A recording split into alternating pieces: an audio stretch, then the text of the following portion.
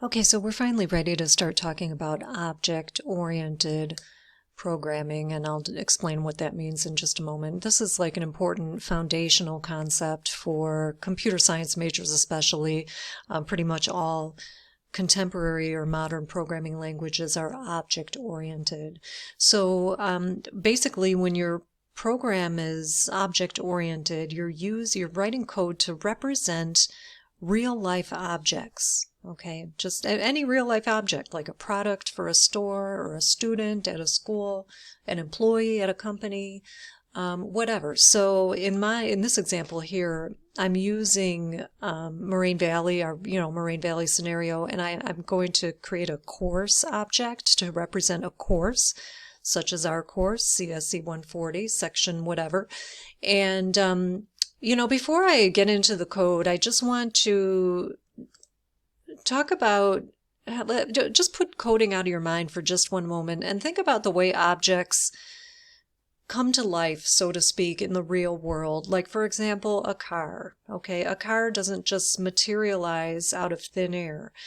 First, a person gets an idea for the car, and then they do a very detailed design plan for that car. Obviously, this is just a drawing, but if you can imagine an engineer using AutoCAD or some kind of whatever software they use to design cars and like coming up with these detailed design specs, okay? You can't drive a car design. So there's always this moment, kind of this intermediary moment where, there's a plan for the thing, but the thing doesn't exist yet, okay?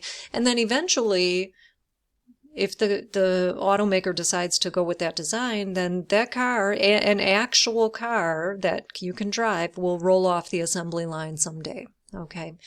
In fact, not just one, but many, many of them based on that one design. So object-oriented programming is kind of like that. Okay. So for example, every object starts with a class. You know what? That's an important sentence. I'm going to type that here. Every object starts with a class.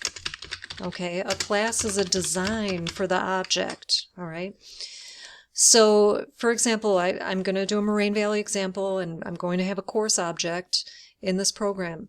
So I'm starting with a course class. Okay, so we type the keyword class. We give our class a good descriptive name. Keep it simple. It's conventional to capitalize your class names. So I've called this one course. You do a colon. Indentation matters, of course, because this is Python. And then I think about a course at Moraine Valley, and what kind of data should that object include? What kind of descriptors about a course at Moraine Valley? Well, certainly the course code, such as CSE 140. And that would be a string, right? I'm thinking everything is very generic. You're not going to see CSC 140 in here, or, Math 101 or whatever. You're not going to see specific course details, but you are just going to see kind of these generic descriptors of the object. Okay. So the course code CSE 140, for example, all right, that would be string data. The course name, Introduction to Computer Science, for example, that is also a string. The number of credit hours that this course is worth, 3, 4 credit hours or whatever it is, that would be an integer, right? So I'm choosing data types, specifying the data types, and then we have the course fee, which is money, so that would be a float. So we have these descriptors. These are called, I'm not sure what your book calls these. I need to check on that. I'll check on it, and I'll use the term in the next video. But all different textbooks, and sometimes to some extent different languages use different ways to describe these, but often you'll see the term instance variables. They are variables, are they not?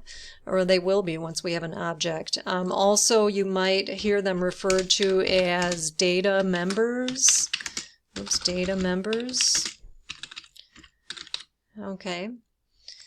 So anyway, those, and I don't have to stop here. I can keep going if I can think of other things to describe my Moraine Valley course, but I think I will stop there.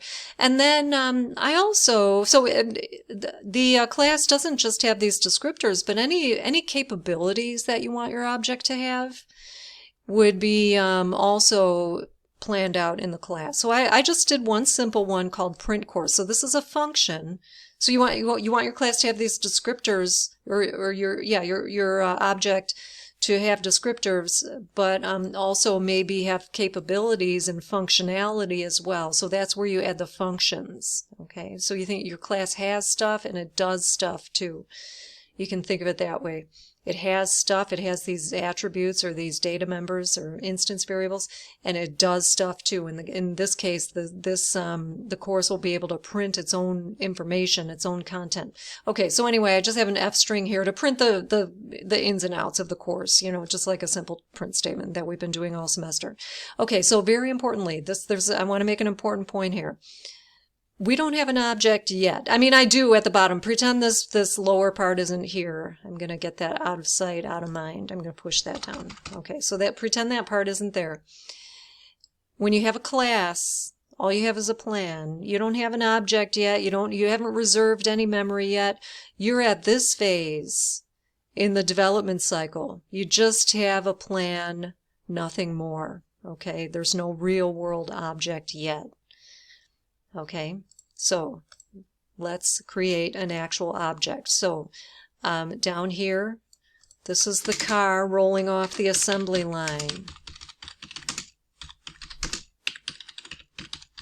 Okay, that's the real object in the real world. I mean, obviously it's, within the program, but now we've got an object. So this is really the course object, the course object.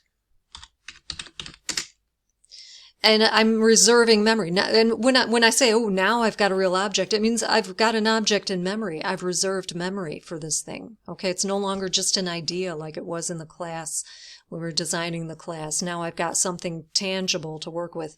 Okay, so at this moment here, the object is empty. It doesn't have any meaningful data in it. So now I'm going to turn around. I'm going to use what is called often the dot operator. Again, I'll have to check the terminology in your book. I call this the dot operator. And so to populate the various variables, instance variables, and put meaningful data in there, we use the dot operator, and we're able to just, but by the way, you have to give when you define a class, you're creating your very own data type, okay? Your very own brand new data type. So think about Python. We have, what data types do we have? String, float, int, we have the list, we have the dictionary, we have all these built-in data types, and now, in addition to all those, I have my very own brand new data type, which is a course to represent a Moraine Valley course. So you can really customize a language by using object-oriented concepts. So anyway, I have created the course by referencing the class name, but I have to come up with a name for this course object. I just did C1, C2, my course, whatever. So that's, I'm calling my object C1. Okay, that's totally arbitrary. I made that up. And so now I'm populating the data members or the instance variables with meaningful data. CSE 140, Intro to Computer Science, 3 credit hours, $45 fee. Okay, and now I'm going to put in a call to the print course function. That's this guy who's capable of printing the course data. Okay, and there it is.